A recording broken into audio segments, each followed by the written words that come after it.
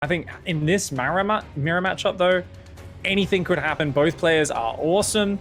This guy comes in potentially as the on-paper favorite in the long term, but he's had trouble in this specific matchup against this player in recent history. Can he wipe the slate clean?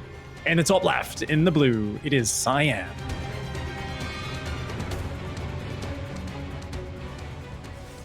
That's right, and in the bottom right here, represented by Team Low Power, it is JieShi.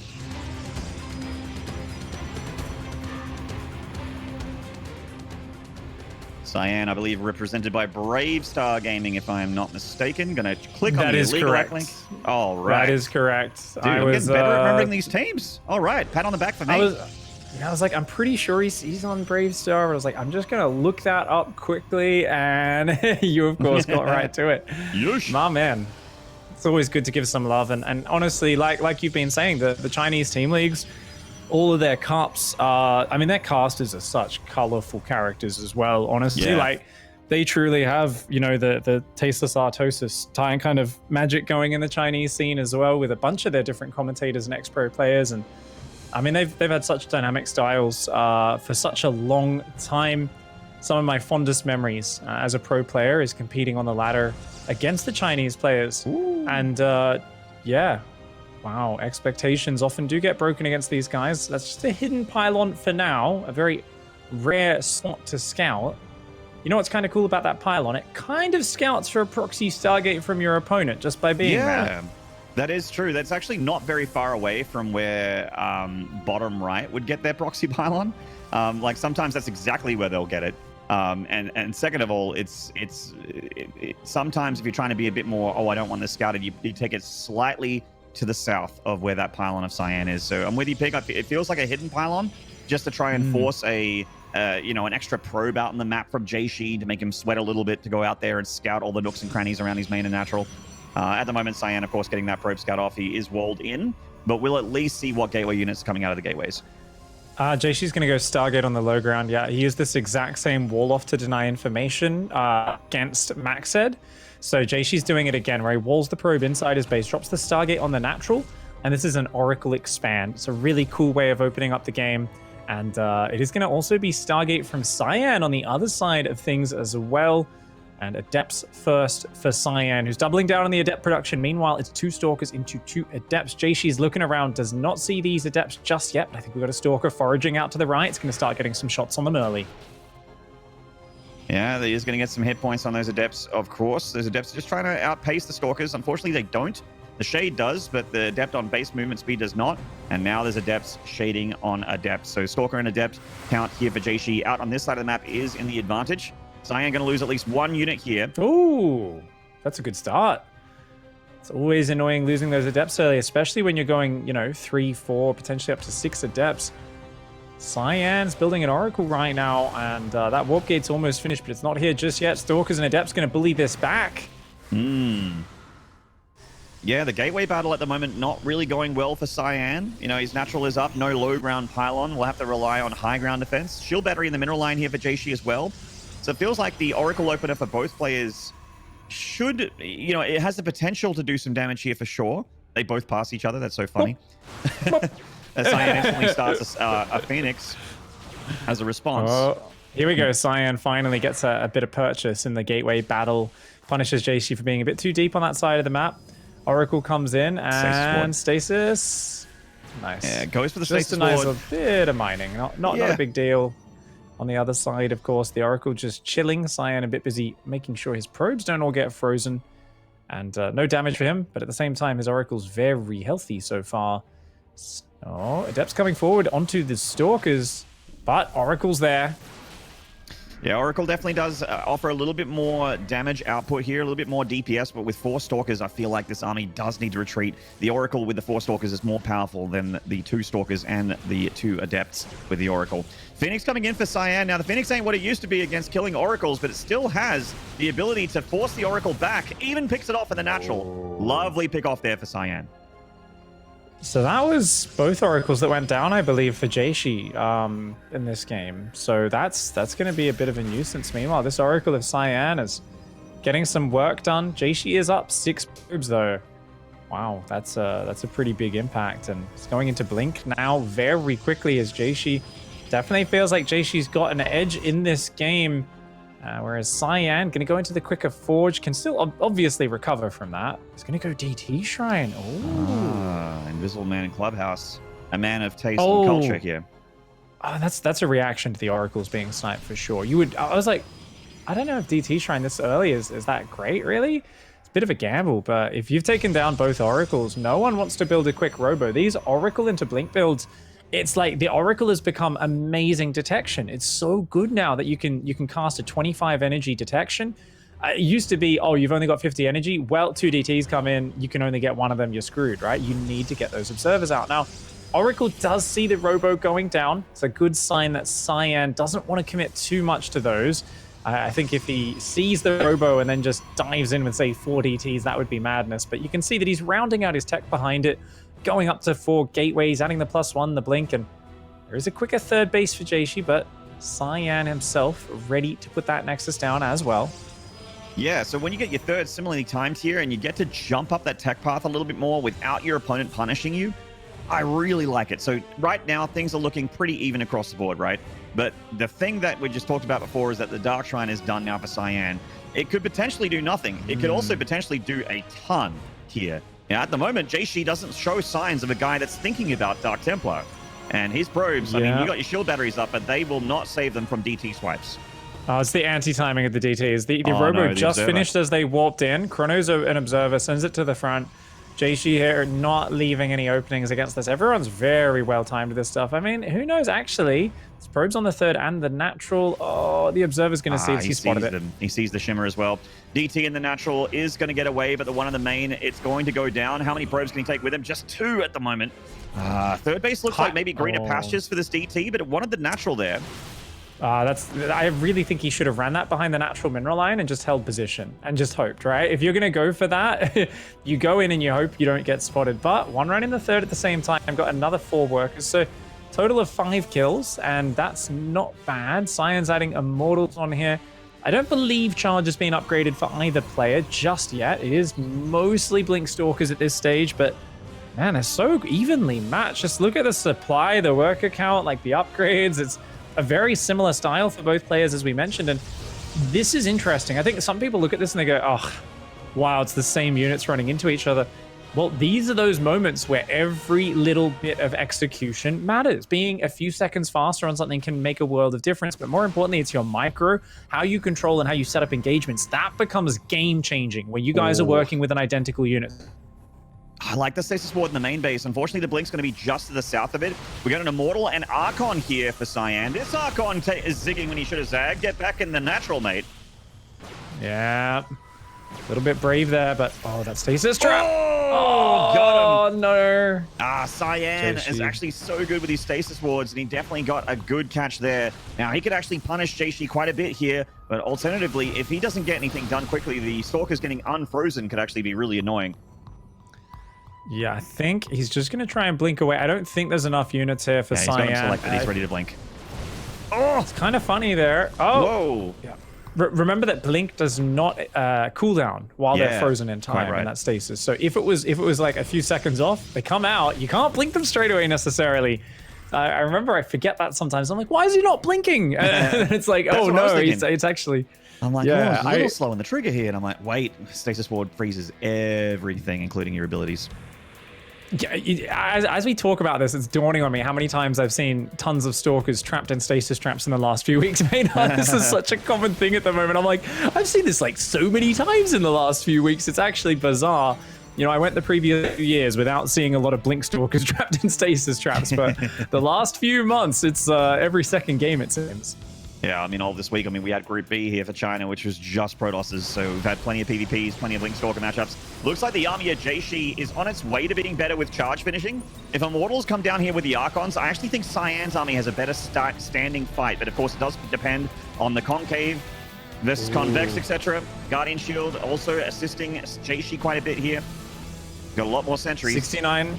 Yeah, okay, JieShi pushes up in supply, but that arc is too big. So notice it's almost pure Blink Stalkers with a few Zealots being added in. There's a lot more Immortals. You stand your ground and fight that, you will get punched in the face as JieShi. Ooh. Yeah, good move forward from Cyan. Snaps the Prism.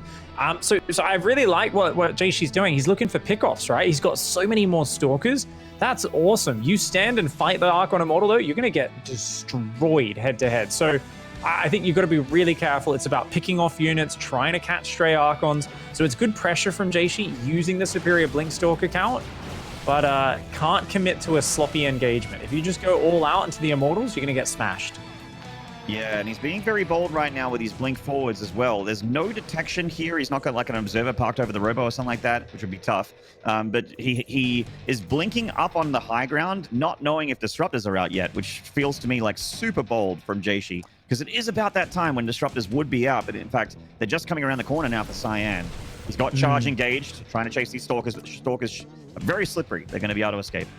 JieShi did lose his observer, so because of that, he's even more blind. Like you mentioned, not knowing about disruptors. Well, now he has zero forward vision. These Stalkers, I mean, they're out on a scouting mission. You know, their job is to skirmish with the opponent, figure out what's happening. Zealots on the left looking for a cancel on the fourth right now.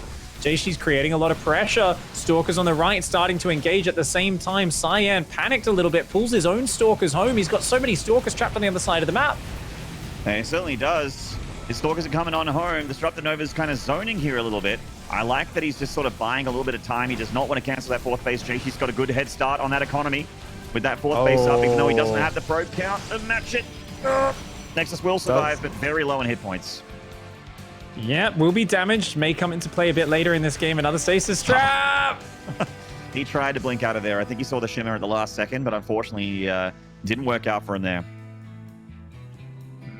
The disruptor count's growing for both sides. Cyan looked incredible with some of his disruptor shots in the group stage against Maxed, so I'm curious to see exactly who's going to be better in this disruptor stage. Those Stalkers blinking away, but lots of them going down to the hunt. Cyan grabs a few of them. Got, of course, Observer, movement speed on the way for both players. Both of them up on 4 bases, but Cyan does have the worker advantage. JieShi's got a +3 attack upgrade advantage just for the moment. Going to keep pushing forward on the left. Oh, these Disruptor Novas coming in. Good dodge on the first one, but the second one connects with 5 or 6 Stalkers. And on the right side, the charge lot's denied by Stasis Mode. Oh, and a Disruptor as well. What brilliant defense from Cyan. Yeah, Cyan seems pretty comfortable being the defender here, and I think JieShi, you know what? You've got a forward position, but overextending seems to be a big threat here. Oh, double Disruptor. That's a good trade. Yeah, 2 Disruptors going down there. That's a good catch there for JieShi. Cyan maybe getting a little bit too bold for his britches. Got to take it easy. Of course, I'd say that Cyan's in a really good spot here. Doesn't want to throw this one away with a bad Disruptor Nova. We know that with the Disruptors, with things like DTs and Disruptors, if you're winning the game, you could fast lose the game. just with some misexecution. Well, I think being the attacker makes your life so much easier. So I actually think positionally, JieShi's ahead. It's just, well, 13 probes and a 5th base going up tells us something, doesn't it? You know, it's that the problem that JieShi's had here is he's doubling down on Stalkers and Disruptors, and he's trying to force the issue. You cannot do this! Oh, can you? Maybe you can. Maybe you can. It's definitely looking for more, but he's going, wow, what a crazy maneuver. Into Zealots, though.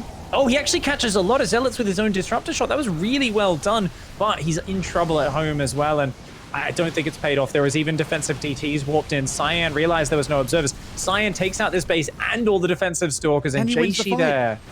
JieShi gets killed on all fronts. He loses every single part of those engagements. Oh man, unfortunately JieShi was that meme where he's trying to juggle all these lemons and they're falling out of his hands and spaghetti's coming out of his pockets at the same time. Nothing went right. Oh my god, and the prism goes down. JieShi is just dead in the water right now. Cyan defended in 2 spots. Yes, he did take some big Disruptor Novas, but JieShi got super, his back arched, his nostrils flared, and he just went for it. He went for the throat. He could not handle it. He's like, I have to go in now. And he got punished so hard, man. And a missed call on that recall as well. It just felt like maybe he was, just trying to make a decision, but unfortunately none of them worked out. Yeah, and honestly, Cyan's Oracle usage and preservation is a big part of this. Just kept replacing the stasis traps, kept sniping the observers of JieShi, and using his own observers to always have the information advantage. JieShi's still pushing forward, which is hilarious to me because he's so far behind. Like, he's like so set on initiating with these trades and catching Cyan off guard. Hacked and slashed there by the invisible man, and what a way to go. Cyan takes game number 1 on Death Aura. Is it just me, or has PvP on Death Aura always been delivering from these Chinese matches? I feel like, actually, even in Taiwan, like Death Aura has just been a sick map for this matchup for some reason. The guys always go for, they at least get up to like 4 bases, and it becomes a really wild game.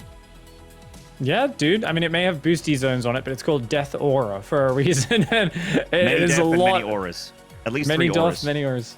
Not to mention, dude, disruptor shots going through those speedy zones. We didn't really get to see it that game, but god damn, that sometimes leads to just some hilarious moments. But it's like, oh no, that's out of range, and then the ball's like, it speeds up and flies in and hits their army. I feel like I've seen it at least twice in the last couple of weeks doing the DreamHack Masters main events for, you know, not only just China, but also Taiwan and Oceania as well, and the rest of Asia. Like, we saw so many, like, I think it was PVTs and some PvPs where the Novas were actually going through the middle of the map in Death Aura, and just that Nova's going so fast. I'm like, wait, this is supposed to be happening? Now, these engagements, you're seeing, like, a huge number of Stalkers and how effective they are when Immortals and Archons are together with a few units around them. This was a nice Nova, though, from JieShi. He was getting some really nice Novas, and I like the bowling, where you just break off one disruptor and punish your opponent for not paying attention. Definitely got some damage done there, but this was the big moment where this game slipped through JieShi's hands. You really can't do a blink forward like that onto Zealot Archon Immortal. With, you know, if you're doing pure blink disruptor, you realize, oh, he sent 20 of his Stalkers across the map. I can punish it by blinking forward on this army. Like, that's okay. Stalkers are low damage units. Zealots, Immortals, and Archons, they're kind of awkward units because they're short ranged. You've got melee units with kind of medium, short range, clunky units that are kind of fat. If you blink in so every one of them can fight at once and like surround your Stalkers, oh no.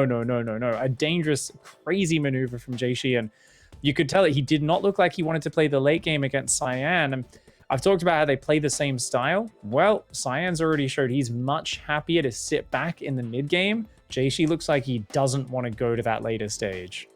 Yeah, the older player looking like the more mature player, I guess, and JieShi looking very, you know, hot-headed a little bit towards the end there, especially, and definitely out for blood. So aggression meets aggression, but Cyan just rewarded for a little bit more patience. We're going to take a short break here. When we return, game number 2 between Cyan and JieShi. Don't go away.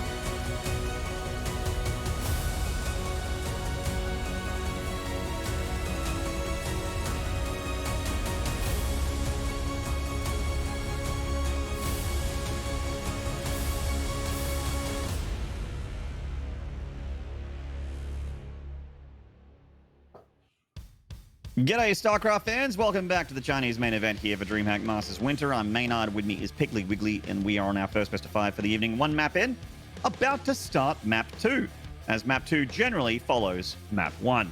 Currently, Cyan is 1-0 and up against JieShi, the up-and-comer here, who's made top 4 before, but hasn't really gotten a ton of damage done in that top 4. You know, he's never been a massive threat to the big dogs, and Cyan's definitely one of those guys. So, let's go into map 2 here and see if he can fight back. Well, an exciting map 1, but I personally, you know, 2 comes after 1, but I am hoping that we can get 2 maps for JieShi, 2 maps for also Cyan, then we can have 2 + 2, which is 4. If we can have 4, then we go to 5 after that. We'll have a 5-game best of 5 series, which will be fantastic, Maynard. I just did the quick maths on StreamPig, and you're absolutely right. That does equal 5 games. If we can get there, I mean, that's just going to be, that's when everyone starts to clench. That's when you start to get really excited. You start to jiggle your leg under the desk. You get really pumped up because you just don't know. And when one map decides it all, I mean, that's the most exciting brand of StarCraft there is. And I'll tell you what, when I was watching the VODs from yesterday with you and Zeph, expertly casting, I must add, the best of 5 between Time and Cyan in map 5, I was twiddling my fingers under the desk, man. I'm like, what is happening here? Oh my God, who's going to win? I just didn't know anymore. And in the bottom left here, in the red, looking to tie things up, this is Team LP's JieShi.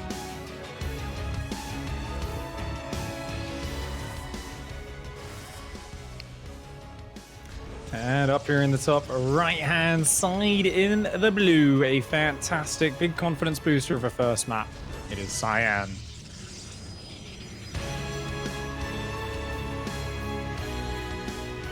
Indeed.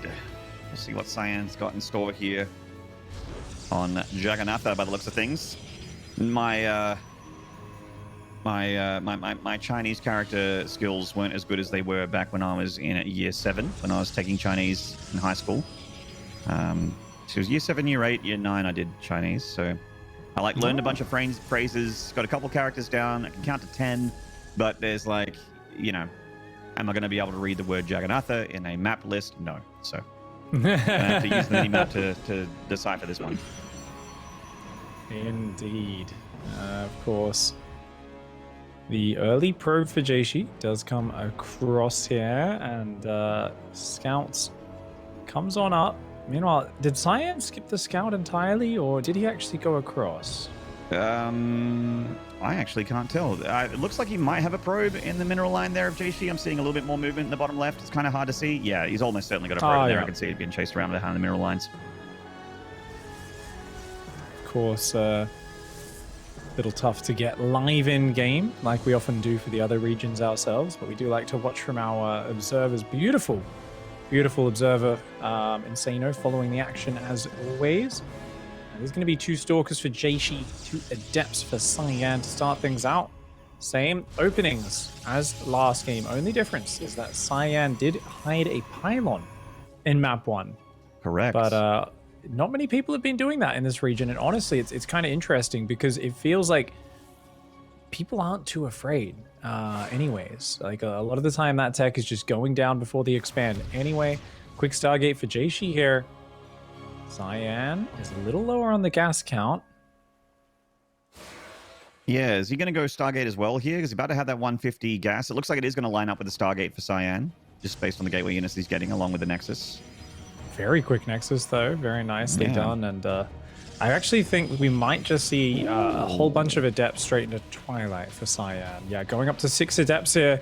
2 Adepts trying to threaten this shade. I don't think they're getting in, though. Oh, he's just going to take the fight. Yeah, no shield battery. He is winning the fight, technically. No, he's not. Yeah. Well, Pylon gets sniped on the low ground there by JieShi. So, I mean, it's a trade on the other side of the map. Stalkers here, they do beat Adepts. Takes out a probe. And it's going to look for a couple more, potentially, and then a recall out. Scouts in here. I think the Scout is very valuable. You see here that there's no tech, and you kind of immediately know it's a pretty good position to be in. Let me just trade the Stalkers out for probes. And that Stalk, I think he was thinking about recalling there, and maybe didn't have the energy. I think he just chrono boosted an Oracle. I mean, he gets 4 probes and also that low ground pylon, but losing 2 Stalkers, pretty expensive. Definitely wasn't for free there for JieShi. You know, that's 100 gas, 250 minerals, so quite expensive. I think it's kind of nice though, because this has bought time. Now the Oracle's in there. There's nothing that shoots up. So the Oracle can throw a stasis trap down if it wants. It does actually turn on its laser beam, which unfortunately means it's not going to be able to actually put a stasis. Adepts coming in large numbers, but there's a second Oracle at home, and I believe there's a couple of Adepts as well. No wall off on the high ground just yet. Oracle does pull back from the front. These Adepts want to do some big damage. They're not going to scale too well later into the game. Yeah, we do have... cancels it. Okay, well, maybe just switching gears as far as thought process goes there. Big Adept Shade, the natural. The number of Adepts he sees with a Shade and also the shield battery makes him nope out of that one. I think that's a good call. I don't think you're going to get too far there with a big commitment from Cyan. And he's switching into more Stalkers back at home now as he continues to send the Adepts across the map. And Twilight Council starts for JieShi, strangely enough. I know that Cyan got his Robo quite a bit before. This is just full focus on probing though, right? From Cyan. I mean, he's chrono boosting probes, he's non-stop building them because these Adepts force such a big response. Wow, 3 Oracles come in, 2 of them turn on their lasers, they take out 2 Adepts, almost get a 3rd one as well. But 3 Oracles, that's a scary force. Cyan, though, has really probed up 2 bases. Remember, he lost a bunch of probes, 4 or 5 early to the Stalkers, is still ahead in those workers for now. And as long as Cyan covers the mineral lines from the run-bys, is going to be looking okay. I think we're just going to see a Forge and a Twilight come down in the near future. For now, it's all about the defense. And, nice. Oh, that's very rough for JieShi. Not finding anything with this. Oh, no. It doesn't have a lot of map room here. The back door of the natural actually not providing a lot of dead space for these Oracles. Nearly loses 2, but loses 1. So that is definitely not great for JieShi. You know, the Oracles are still alive. Of course, they'll regain their shields and their energy, and we'll be able to come back into the probe line, hopefully do a little bit more there for JieShi. But at the moment, definitely behind here and playing catch-up. You know, down 5 probes. His army is heading towards, it looks to be just a lot of Stargate units and Resonating Glaive Adepts. So maybe just going for a big old timing with the Resonating Glaives. But, I mean, if Cyan's at home when this hits and he's got shield batteries up, I feel like this attack usually gets deflected pretty hard, usually. Well, the more important thing is scouting right now. JieShi's going to do a giant Adept attack. And I think Cyan here is like adding Forge, Twilight. He's going to go Blink, Immortals. None of these things are good against the Glaive Adept attack. But, that's a nice catch. JieShi just a bit distracted hunting down the Warp Prism. These Adepts are going to get a good handful of workers. They also see that the Gateway count is really high. And that's an important scout. Cyan trades out the Adepts, gets 6 workers.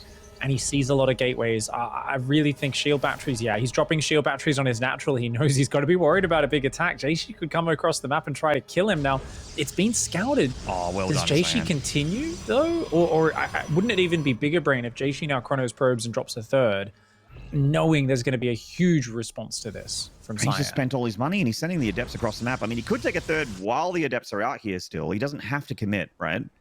So... yeah. I mean, if he does commit, it's almost certainly looking like it's going to be a mistake at this point, right? There's just too much defense here from Cyan. Way too much. And the Prism's going to hit him at the same time as well. So Cyan is doing like counter pressure while locking everything down now. He's adding Archons, which is really nice. I love the way Cyan's doing this. So they're the best unit for countering these mass Adepts. Just get a few Archons, especially with shield batteries. But look at that. 2 Adepts in the main, 2 heading into the natural. JieShi's units are on the other side of the map right now. Warps in 3 Adepts in the main, but I think that natural is open. Cyan actually moving out with his army here to find the Adepts and go toe-to-toe with them. The natural going to take some probe damage here for JieShi. Cyan moving out to meet him, forcing a Shade forward, but I don't know if you want to let that Shade complete. JieShi trying to break off Cyan from the natural. Actually, Shade doesn't commit here. Maybe he didn't send it as far forward as he intended. It looked like he wanted to try and cut the Stalkers off. Yeah, I mean, he's trying to kind of scare them off, right? Because if you just get kited, the Stalkers are going to do really well. He's now going to rotate up into that main base, looking for some damage. I think he's got to be very careful. JieShi, I think these Adepts are good units later in the game. And they're not amazing, but they're going to help. But, that's going to go down. And losing one of the Adepts inside the Warp Prism, not taking any probes out right now. The Stalkers are all over this. He's not getting any damage done. Certainly. Just really falling a little bit to the wayside. These Adept attacks not really cutting the mustard at all. And JieShi's put a lot of time and effort into this Adept attack. Now he's got that Resonating Glaive, he's got all these gateways. Of course, they can become useful later when he's making things like Archons, Stalkers to a lesser extent, Charge Lots. They'll all be useful. The Adept kind of fills the role of a Charge Lot, kind of, right? That it's just more expensive because it costs 25 gas as well. And doesn't do as much damage, of course. But yeah, they're still good buffer, though. Good mate. Oh, the Archon drop on top. They do us so much damage. Does focus down 5 probes, you know, there we go. It's 1 probe for each adept. It's still not great. JieShi, he's trying to make the most of it. He's going Disruptors behind this. It's a great comeback unit. He's up 10 workers and has a 3rd base. So those cannons and batteries do not help with this counterattack. Cyan coming across, lots of Blink Stalkers, some Archons, some Immortals. There's not many units here to defend right now. JieShi's got to hang on. I think JieShi may be bitten off more than he can chew. Blink about to be off call down here for Cyan. He's going to try and pull back from the Disruptor Nova. Does lose 1 Stalker, but of course, when the rest of his army joins up, he is going to be looking very, very powerful here. Prism, actually Prisms, plural, from Cyan coming on in. One of them with Archons in the back line, looking to try and break this position and just end JieShi here. The Immortal being lifted, but he shoots down the Phoenix and gets it back on the ground. In fact, the Archon Prism is just in the main base killing probes. Oh, and the Disruptor gets pounced on. Cyan starting to really break JieShi apart in 2 ways. Can JieShi hold? Oh, Disruptor again, but picks up another one. Oh my gosh, this is just another level of play we're seeing here from Cyan. 15 workers have already gone down in the main base to the Archons. The Stalkers wriggling their way up here, taking as good a fight as they can. That Warp Prism just warped in a few more. Cyan, I mean, he is just showing that he has evolved this season. He almost took down Time yesterday, and I think, look at this, the way he's playing this, like, okay, JieShi's fighting, he's scrambling to hold. These Stalkers are getting a nice angle. Looks like he might be able to finally break this. I think JieShi should be able to deflect this and hold, but the damage I feel like is done. You know, Cyan's going to have +2 in a minute here. He's up 10 workers. His 3rd is not up though. I guess that's the worst part for Cyan, is not having a 3rd Nexus. So maybe the maths is a little fuzzy here. A little oversaturated, of course. The main's about to be mined out, so it'll be even more oversaturated over there. As we can I think see the right Prism now. escaping though is so big, right? Getting even a few Stalkers in that Prism out, because now he's still got 2 Prisms on the map, and oh, he's got to be careful. It's a scary counterattack from JieShi, but yeah, JieShi can rebuild 3 probes at a time for a little bit. I don't know, is he still got a shield battery at the 3rd maybe? He might barely be able to hang on against this attacker with no 3rd Nexus starting. There is still hope here for JieShi. Shield batteries definitely matter a lot here, but it's +2 against 0. So much more powerful Stalkers here for Cyan. Rare to be up 2 upgrades in their mirror matchup. Oh, is there no upgrade on JieShi? Not Nothing. even +1? Oh, right. Yeah, I was thinking that was +1 because it was that Adept attack. Oh, wow. Yeah, okay. The battery overcharge is big, but he's just going to click on it. But, you know, takes a lot of damage. While that happens, other units warping in to try and tank here. I think he's just barely got the numbers advantage. Does Cyan, the defender's advantage, trying to come in here in a big way. JieShi struggling to hang on, but look at that. So many Stalkers deep in the red and orange. Cyan keeps them all alive, pulls them back to regenerate shields. That is an expertly microed Stalker engagement from Cyan. Yeah, very lovely blink micro. Honestly, from both players, it's just that the numbers aren't really working out for JieShi. Shield batteries have been drained. The other one got picked off as well. So now it's just Stalkers against Stalkers. And you can see that there's a lot more here for Cyan. Being very careful and methodical here with his Stalkers as well. Not just aggressively blinking on top of JieShi's army. Even though he could potentially take the fight, he's bringing in sentries as well just to make sure that the deal is sealed here at the 3rd base. Stalkers and sentries coming forward. And it looks like finally has pushed JieShi off of his own 3rd. Disruptor comes in, but 1 Disruptor in this situation, not worth that much. Grabs the sentries, about as much as it could have hoped for, since the Stalkers have their blink ready. But they are going to answer. How dare you slay our sentries? Yeah, indeed. And 3 sentries is a lovely pick-off, though. That's 300 gas, right? But yeah, the numbers here, if those Stalkers get in, if that Disruptor gets picked off, there is no hope here for JieShi, and the Disruptor is gone. And that means that Cyan is just going to flood him with blink Stalkers. GG. Who needs a 3rd base anyway, Pig? Yep, that was a very nice play there from Cyan.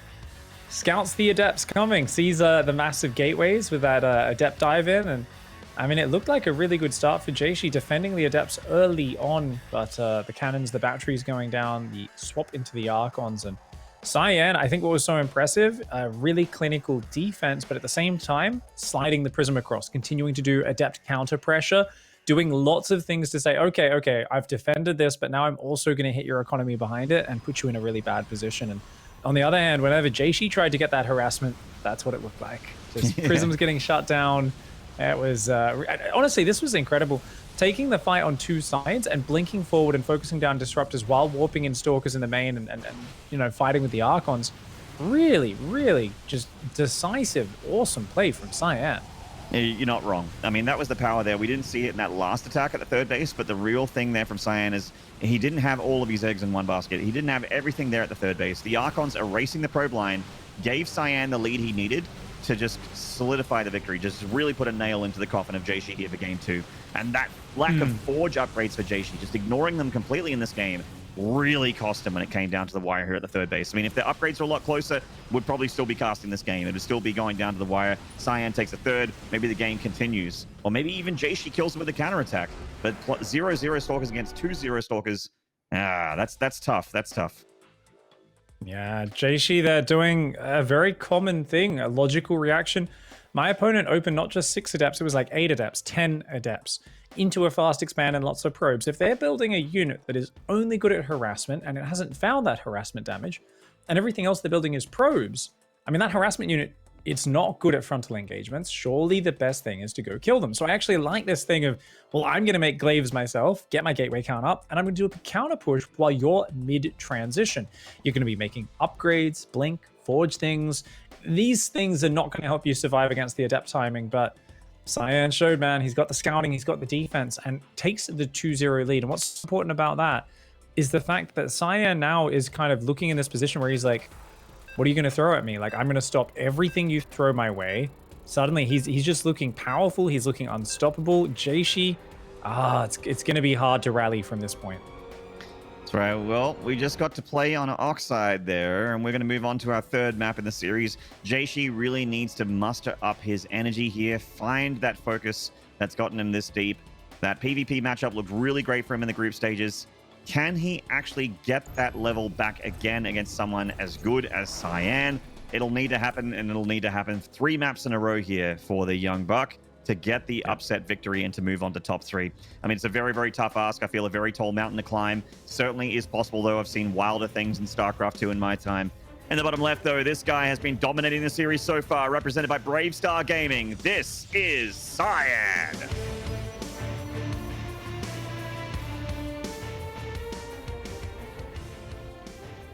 And his opponent up here in the top right-hand side of the map. He has to win the next 3 maps in a row. Can he do it with his trademark aggression? It is JieShi.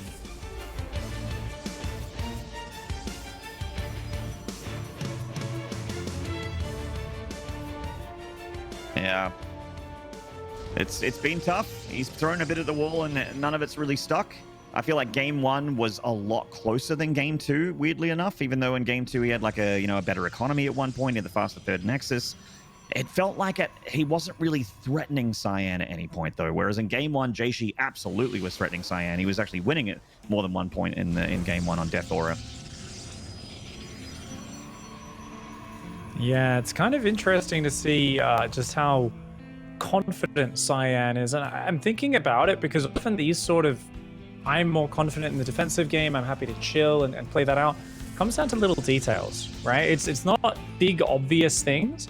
You're like, oh, why is he winning? Oh, he's just better at defense. What are the details? Like, let's actually highlight a few of those. So what you want to keep an eye out for if it goes to that stage is the observer usage for Cyan has been much better. JieShi keeps sending his observers a bit too far forward, getting them sniped.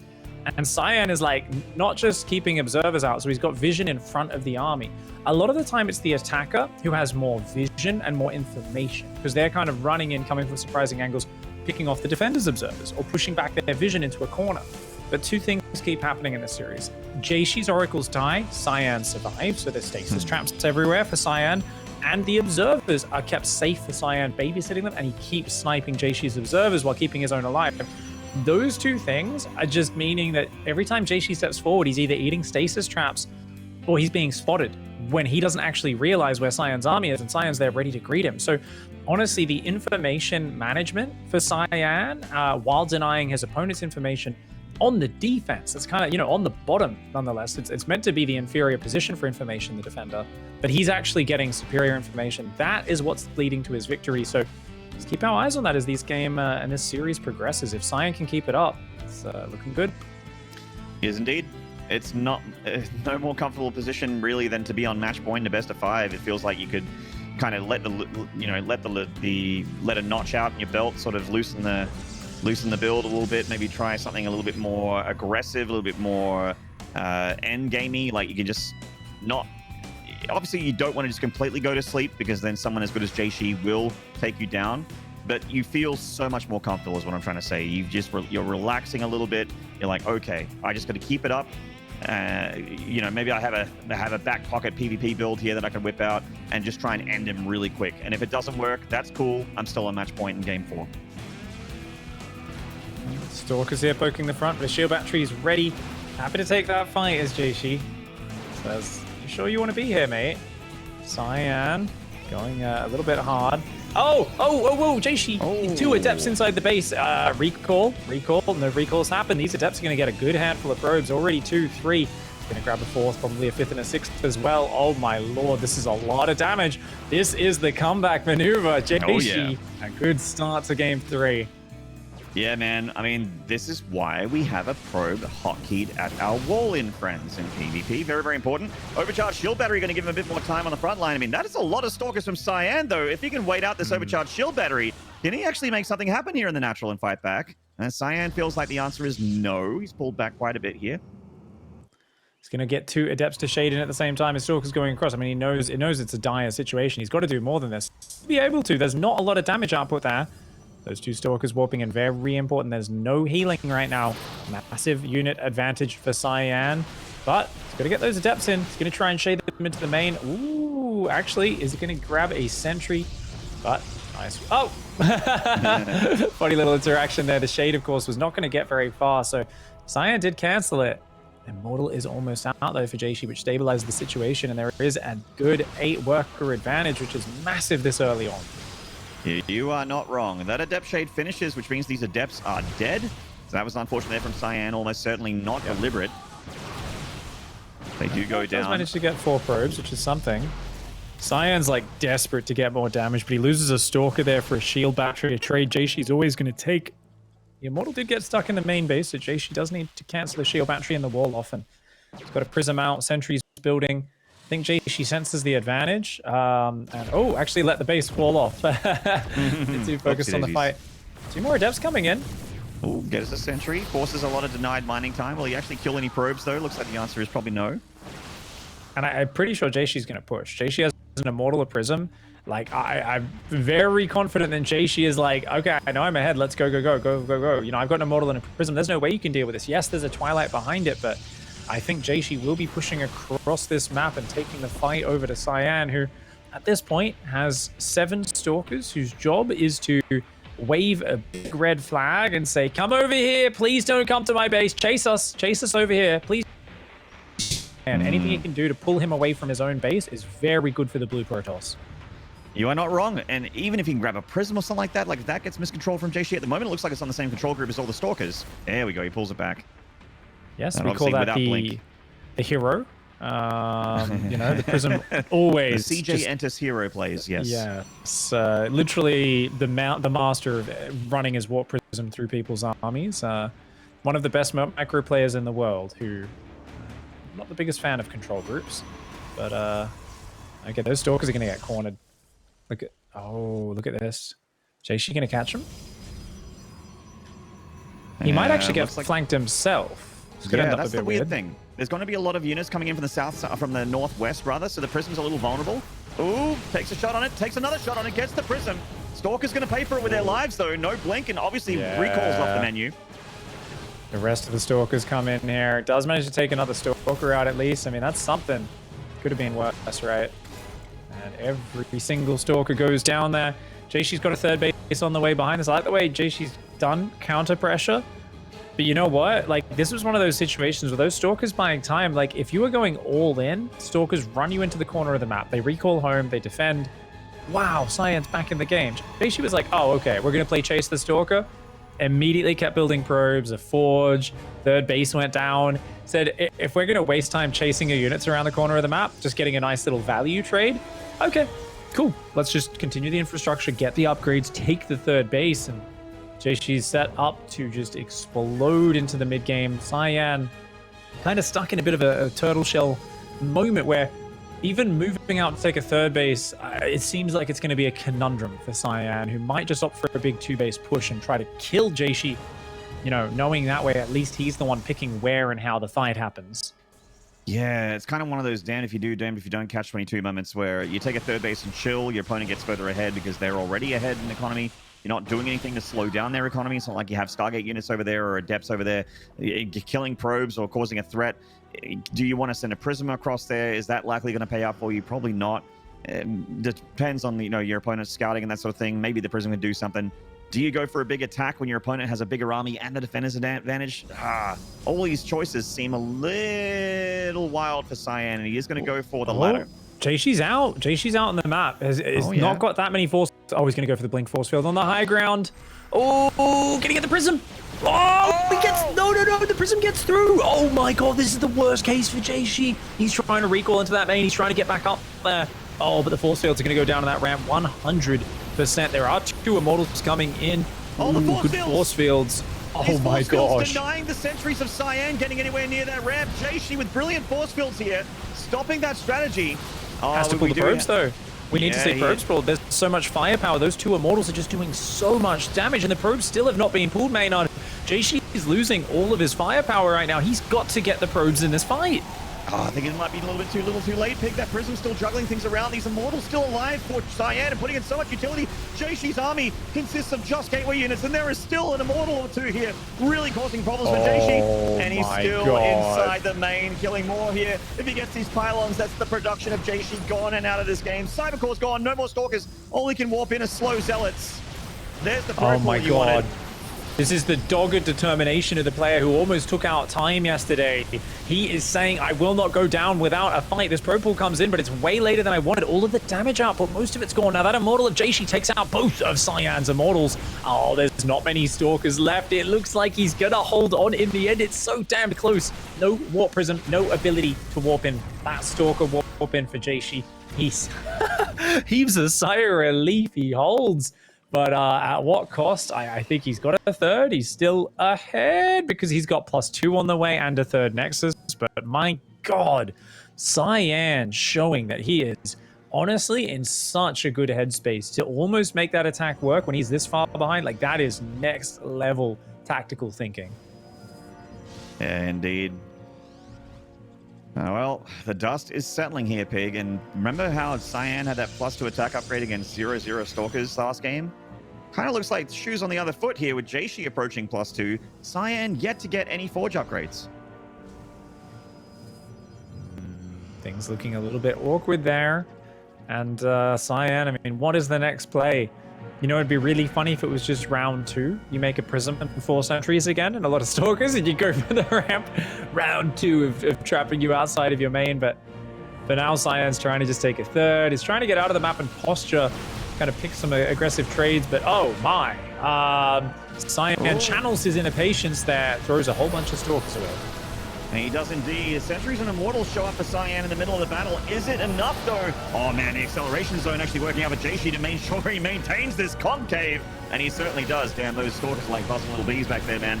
And he's going to take this fight for sure. And it looks like JieShi going to fight back and get himself a map here.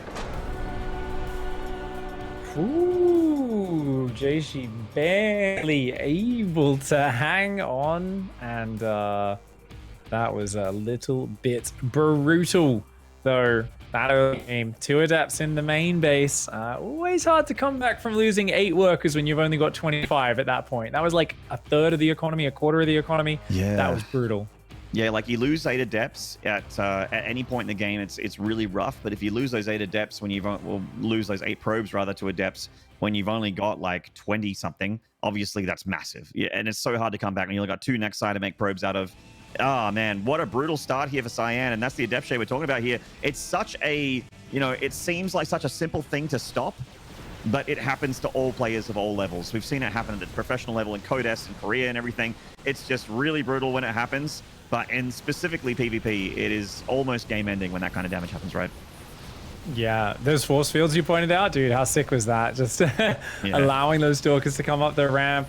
This Immortal on the right going down, and then these 2 Immortals though, they were the power units there. Now that Immortal there in the tail end of the fight though for JieShi took him out, and things did turn around.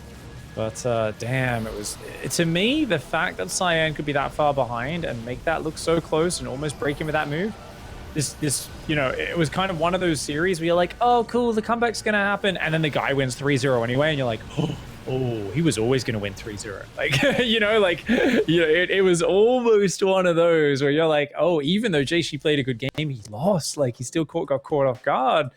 It's a hard situation, but he manages to just knuckle down, gets the win, and that is the potential beginning of the comeback. Potentially, indeed, but he stays alive in the series, and that's definitely step one. When we come back, guys, game number 4 between Cyan and JieShi. Don't go away.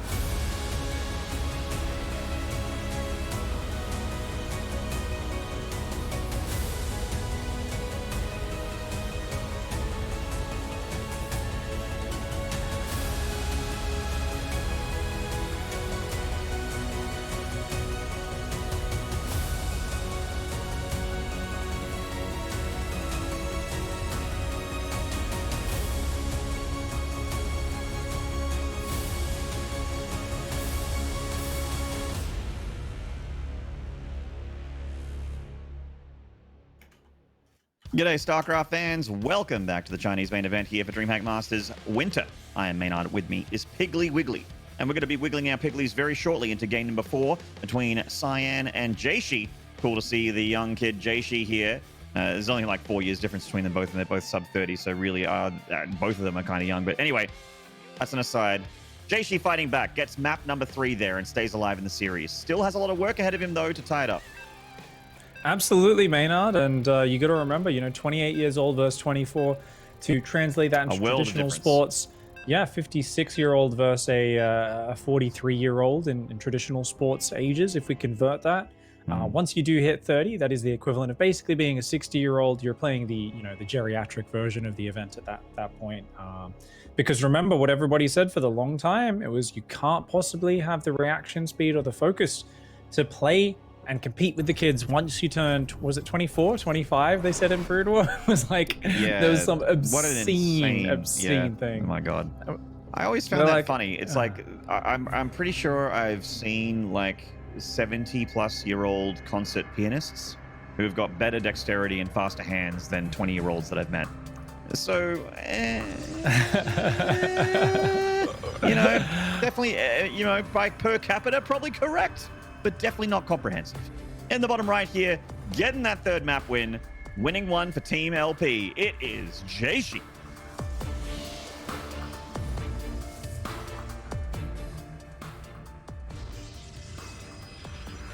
Blocking his way, barring the gates, sending Brave Star Gaming in the top left-hand side. A dominant start to the series and almost got the 3-0. Can he make it a 3-1? It is Cyan.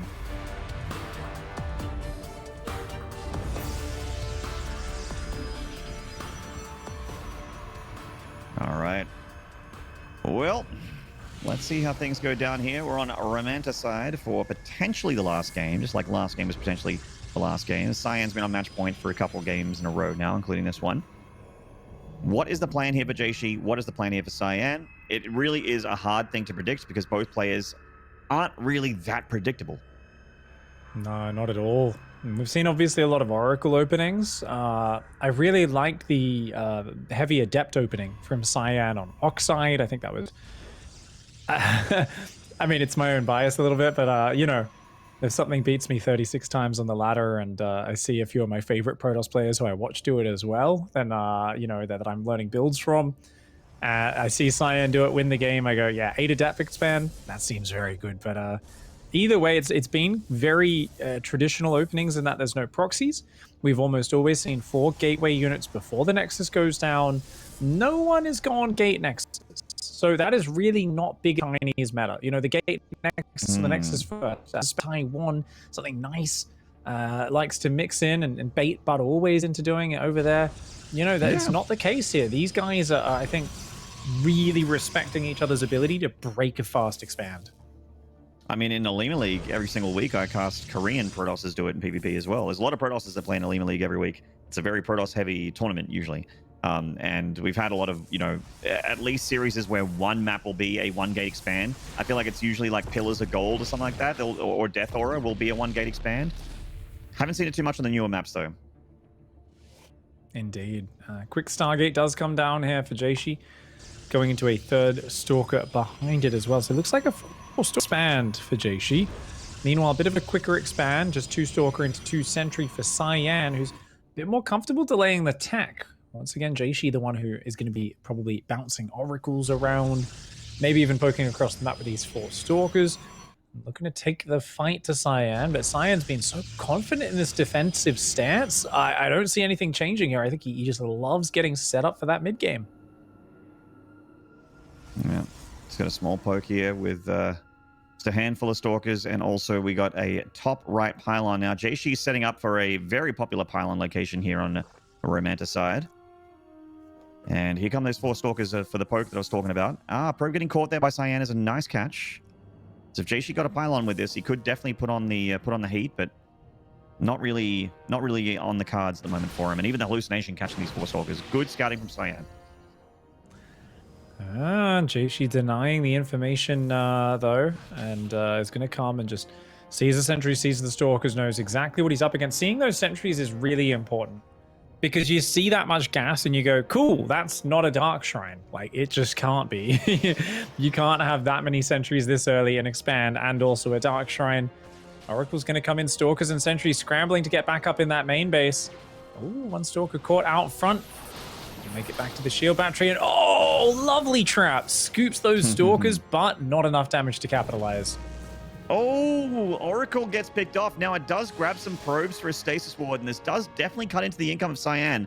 You'll be able to see it in a few seconds here, sort of shown on the bottom of the screen, but that is a dead Oracle, and I feel like that actually matters quite a bit. Oh, no, it looks like just because of Cyan's worker lead, it's actually not that bad of a deficit at all. It's like a small dip in his income, and he's like, nope, and we're back to mining, and I'm going to be out mining you for a bit. Yeah, a stasis trap like that, I mean, it's a disruption, but it's not massive. Losing the Oracle, you think about the value those units bring over time. We've talked about the secret to Cyan's success in this series. It's all about Oracles and Observers staying alive. JieShi, on the other hand, keeps losing the Oracles, and that's a big problem. Builds a DT shrine in the natural mineral line. If that, adepts come in or anything, it'll kind of look like a shield battery. So hiding in plain sight a little bit. And the forge on the way behind that as well. So it's JieShi who's trying the quick DTs, but it hasn't found any real big damage from either player's side in this series. They're so good at scouting, and they're so aware of the DT threat in this blink meta.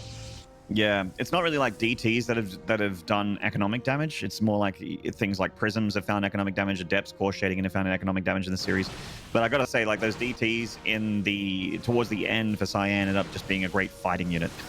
They're like a good trading unit as well for harassment to get to just get in front of the army and do insane DPS as things try to blink away, that kind of thing. JieShi gonna potentially catch this pylon, but it's kind of an out there pylon, not really utilized at all at the moment. Well, it's nothing like two players building proxy pylons in the corner of the map nice and close to each other. A rather common occurrence in recent history. There is an observer out front, and that DT is going to get caught way out in the middle of the map. Yeah, unfortunately there for that DT. Oh, Cyan not paying attention. The observer's a little slow here, needs to catch up. Run! He's got his Harry Potter cloak on, but, Master Filch is... hot on his tail. He's gonna get a probe or two. Hey, not too bad. Right. Yeah, I did not expect that. That's four more probes than I thought he would get. Oh my lord, well done. Yeah. DT's behind the third as well. Yeah, and this is a great play here to have that DT sort of park it there. Very hard to spot as Cyan, and just wait for a couple probes to transfer over and then start catching a couple. I would have liked for him to be a bit more patient with it, actually. Just wait for a big transfer. Two Stalkers are ready, so good prep there by Cyan. This DT shouldn't get too much done, but the power of the one-shot, 3 probes go down. Not bad. 2 dead DTs, though. Not cheap. I've noticed the Chinese death animations are actually one of the most hilarious things I've ever Chinese heard. Ghost death sound is actually the greatest thing ever.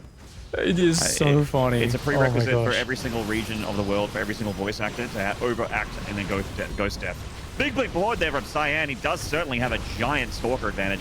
Third base under assault and almost certainly dead here. JieShi just caught with his pants down. Nothing at home here, or not enough, I should say, to stop this attack. The gateways just finished. JieShi is like, hey, this all looked good. Just give me 30 seconds to get another round of warpins. Nope, I am in your face right now. Charge is not ready. I got more Stalkers, more sentries, and Cyan here. Just look at this. Ever since defending that Oracle in the early game, and it's, again, the move. No. He's so good. Gets the force field on the ramp. He just moves south. He says, your immortal can't take part in this fight, mate. It's just stuck back there on your ramp. And there's so few Stalkers for JieShi, even as it is. I mean, this is an awkward situation. It looks like Cyan here. I mean, he's just looking so powerful in this series. Even if JieShi recalled there, he had the energy for it, it would have been into a meat grinder. There's way too many Stalkers here for Cyan. The Immortal definitely has utility, but there's just not enough support for that Immortal. It just consistently gets force filled out. Now it's finally in. Cyan is going to blink back, happy with the fact that he's killed 17 probes, traded a bunch of army units out, and he is just laughing back to the bank right now. Cyan in a really brilliant spot here in this PvP. Here we go. That is just Cyan, and honestly, this all gives me so much confidence. I was like, oh, he looked great against time, but guess it's, no, maybe it's just one matchup. No, it's not. Cyan is dominating. He is looking just so sick in this series. things can go awry so easily, and they did in that previous game, and he still almost won. This one, those DTs found a little bit more damage than we thought, but it's so decisive. Goes in, punches through, and now finds himself in a nigh unlosable situation. Just rounding out the gateway count, Immortals charge. Another DT runs in, and seems like a good trade if you can kill that and get out, but you cannot. The Stalkers blink on top, trap him in range of the cannon. And JieShi's running around. No comeback units on the field anymore. What do you got? I mean, DTs can't do it. That threat has been shown. There's no disruptors out. Cyan's trying to make more... Cyan, sorry, is making more gateways. JieShi is going to go Robo Bay. So yeah, like he wants the comeback unit. But honestly, as much as disruptors are a comeback unit, people are so good at just sniping them down with Blink Stalkers. Right. It almost feels like disruptors actually put you even deeper in the grave in this sort of situation.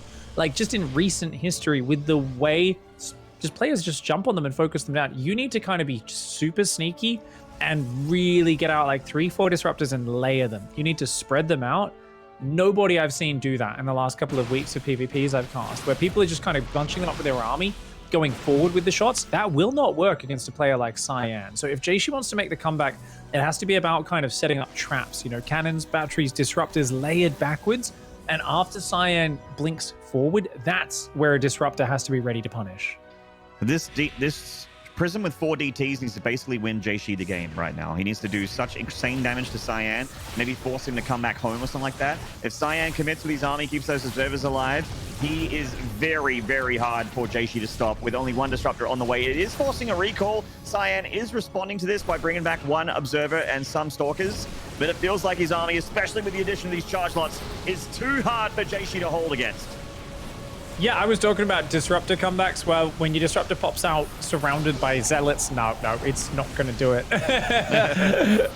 This is a terrible situation for JieShi. He doesn't have the numbers. Anytime you're stuck with a handful of stalkers, sentries, and immortals, and the zealots are already on top, you're usually in trouble. You add the fact that Cyan has more stalkers than JieShi, and yeah, it's pretty much a foregone conclusion. I mean, he's going to hold on for a moment there with some DTs killing an immortal, a few zealots, but all 3 of his mineral lines are being ravaged as we speak. Yeah, if he somehow, by some miracle, cleans up these stalkers of Cyan, he just will not have anything left over